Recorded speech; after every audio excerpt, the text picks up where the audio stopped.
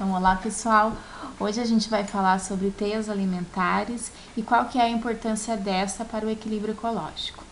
Essa aula vai ser dada para o 9º ano do Ensino Fundamental 2 e as professoras serão a Ana Paula Burato, Leimar Michele Puton e a Renata Bugança Schleider.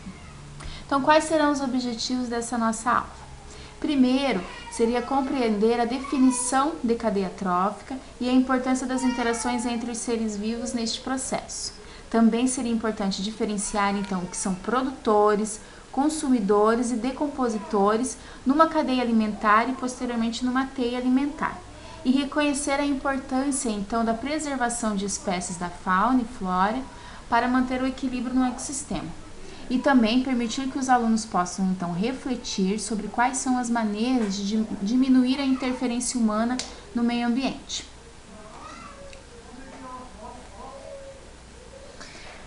Então, para isso serão utilizados alguns recursos em sala de aula, como o livro didático, o data show para aula explicativa, novelos de lã com cores e crachás para a realização de uma dinâmica. Bom, pessoal, então dentro da metodologia, nós vamos ter algumas etapas que vai acontecer no decorrer da aula. No primeiro momento, a apresentação do conteúdo e dos temas a serem abordados. Então, nós vamos colocar qual vai ser o conteúdo-chave e aonde que nós vamos estar querendo chegar com esse conteúdo. No segundo momento, nós vamos fazer a investigação inicial, ou seja, buscar nos alunos quais são os conhecimentos prévios que eles têm a respeito desse assunto. Para isso, nós vamos apresentar uma cadeia alimentar simples, né?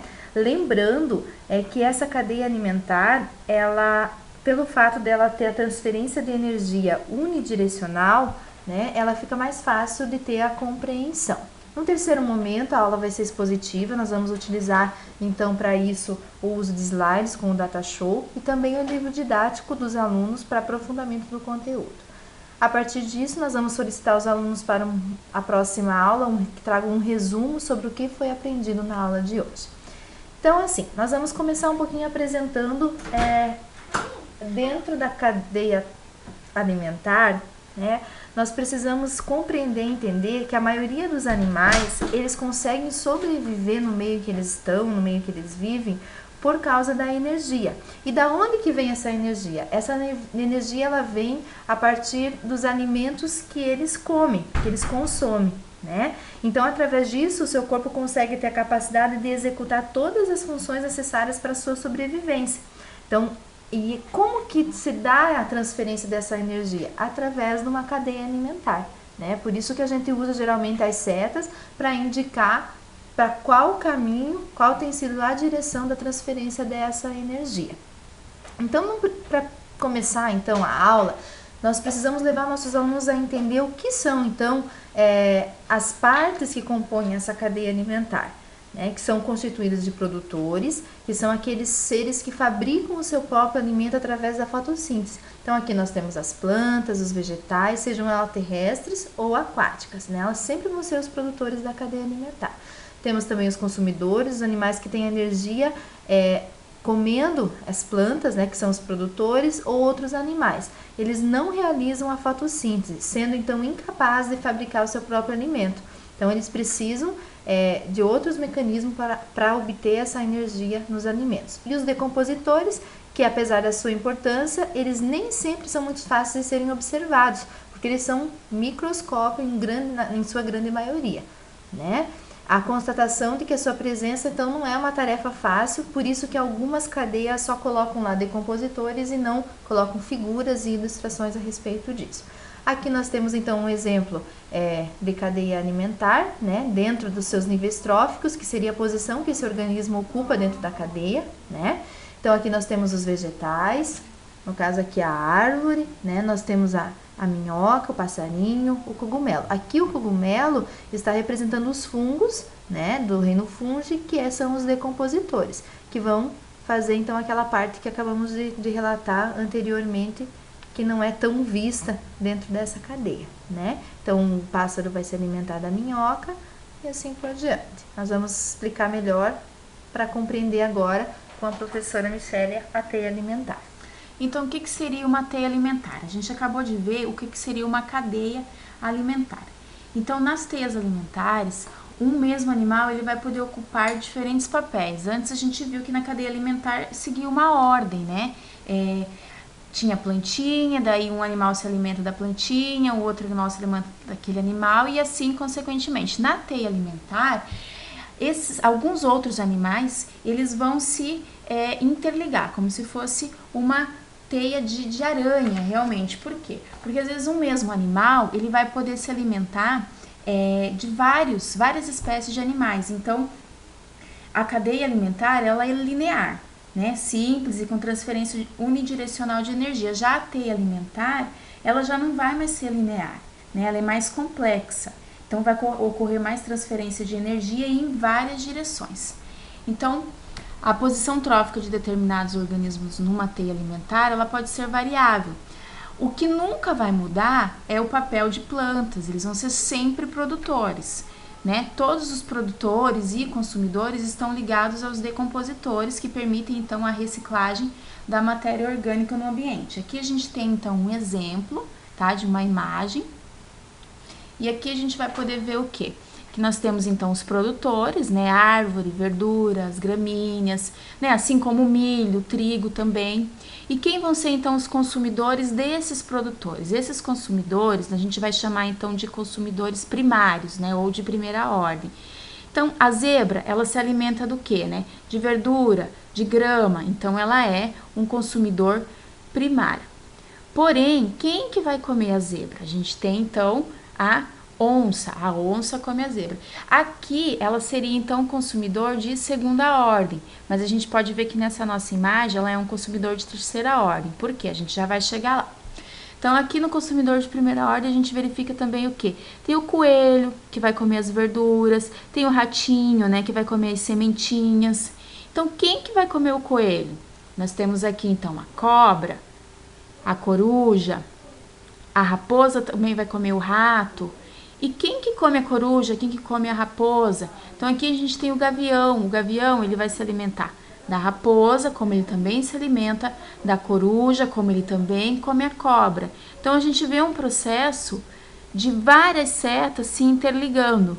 Por quê? Porque o gavião ele não tem só um hábito alimentar, ele não se alimenta só de cobra, ele vai se alimentar de várias espécies, né? Assim como a onça e assim como a raposa, como a coruja, que ela também come a lebre, o coelho e o rato. Então, se vocês perceberem, não ficou só uma cadeia alimentar com uma sequência linear de setas, mas a gente tem uma desconexão e essa desconexão é que formaria então o aspecto de teia alimentar.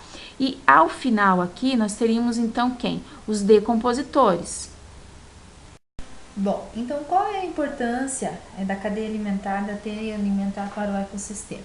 Se a gente for retomar um pouquinho os conceitos que foram trabalhados até agora, nós vamos ver que para se obter energia, ou seja, para sobreviver, precisa alimentar. E quando se está toda essa cadeia em equilíbrio, né, ocorre então o chamado equilíbrio ecológico, onde todos os animais têm do que se alimentar e também são alimentados por outros, né? Assim não permite que não tenha muitos tipos de espécies, né? Não haja uma superpopulação, como nós vimos em ecologia, e também uma população muito pequena que vai ocasionar então o desequilíbrio ecológico. Então, como exemplo aqui, nós vamos trazer, por exemplo, o tamanho do bandeira ou o tamanho do mirim, né? Que em muitos lugares eles estão já ameaçados de extinção, principalmente o tamanduá-bandeira. Eles se alimentam de insetos, e são poucos animais que se alimentam somente de insetos. Com o desaparecimento desse animal dentro da cadeia ou da teia alimentar, vai acontecer o quê? Uma superpopulação de formigas, de cupins, né? Ocorrendo aí um desequilíbrio ecológico, que vai acabar também levando consequências para os vegetais e assim por diante, né? Então precisa haver um equilíbrio dentro dessa cadeia alimentar, dentro das populações dessa cadeia alimentar, para que o ecossistema possa andar bem, né? Então, para nós também lembrarmos um pouquinho da importância da cadeia, nós temos que lembrar os tipos de relações ecológicas. Na natureza, os seres vivos estabelecem relações entre si. Essas relações são variadas e estão associadas à manutenção do equilíbrio ecológico numa determinada região. As interações biológicas se caracterizam então pelo quê? Pelo benefício mútuo dos ambos seres vivos, ou seja, né, eles precisam desse equilíbrio para sobreviver todas as espécies, ou apenas um deles, sem o prejuízo do outro, né? Então, esse tipo de interação ela é harmônica, ela é positiva, ocorre o equilíbrio normal do ecossistema. Outras formas de interações são caracterizadas pelo prejuízo dos seus participantes em benefício do outro, então elas são negativas e desarmônicas. Então, agora nós vamos passar para a segunda parte dessa aula, né?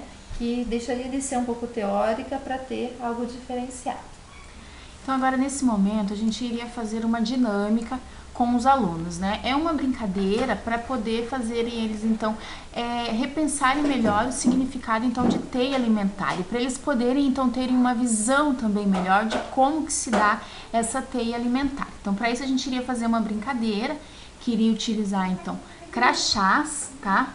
Que são crachás conforme esse aqui, que a gente tem, então, a gente pode colocar uma figura, que no caso a gente escreveu fungos, e no verso a gente tem, então, qual é o processo dele na teia alimentar. Então, o fungo, ele é um decompositor, ok? Então, cada aluno, ele iria receber um crachazinho desse, logicamente diferenciado, né? A gente iria colocar, então, plantas como milho, trigo, que seriam quem? Os produtores na teia alimentar. Teriam também crachás com espécies como galinha, gafanhoto, rato, coruja, raposa, gavião, identificando então os consumidores primários, secundários e terciários. Então, cada aluno iria receber aleatoriamente um crachazinho desse. Então, a gente iria pedir então que os produtores, né, se identificassem então e que viessem para o meio do círculo. Para o meio não, para o começo do círculo, digamos, para o lado mais esquerdo desse círculo. Então, os produtores iriam começar segurando a ponta de um novelinho de linha. Aí, então, a partir disso, quem acabaria ficando com o crachá de consumidor primário, cada crachá teria especificado no verso o que seria, né, consumidor primário e secundário. Então, a partir disso, então, os consumidores primários entrariam no meio desse círculo e pegariam então a outra ponta desse novelo de lã. E assim, consequentemente, então viriam os consumidores secundários e os consumidores terciários. Então, se a gente for perceber, como foi dito antes sobre teia alimentar, a coruja, ela não vai se alimentar somente de uma espécie. Então, normalmente, quem for ficar segurando o crachá da coruja, do consumidor secundário, ele vai acabar segurando mais que o novelo de lã, porque ela tem mais que uma espécie no seu hábito alimentar, né? Ela vai comer o rato, como ela também pode comer uma galinha, assim como a raposa também. Então, mais ou menos, a nossa atividade ficaria dessa forma. Né? Se a gente perceber aqui, os novelos, eles estão, as linhas, né, elas estão todas entrelaçadas, formando uma teia alimentar. Então, aqui só para representar, mas na sala de aula seriam, cada crachá ficaria, então, né, fixo num aluno, e nas mãos do aluno, então, ficariam os novelos de linha, e eles estariam todos entrelaçados, representando, então, a teia alimentar. Outra maneira que nós poderíamos também trabalhar essa dinâmica seria propor aos alunos eles construírem essas fichas, esses crachás, né, pesquisando em casa ou pesquisando em sala de aula, né, quais seriam os produtores primários, secundários, terciários e fungos, trazendo para a aula um exemplo deles para a realização da dinâmica. Então, uma outra maneira para a gente poder visualizar como que ficaria essa teia alimentar em sala de aula é através dessa figura aqui, que a gente tem, então, no centro, nós temos, então, os produtores, tá? Como foi falado antes, então, segurando a ponta das linhas. E ao redor, distribuídos, nós teríamos, então, os consumidores primários, secundários e terciários. Então, eles estão também, né, segurando outras linhas. Se a gente perceber, então, eles acabam formando uma teia alimentar. Então, seria essa forma de como a gente iria trabalhar essa dinâmica com os alunos, tá? E claro que nessa teia alimentar também, ao final, entraria então os decompositores. Então, essa seria a nossa aula sobre teia alimentar e qual a importância desta, então, para o ecossistema.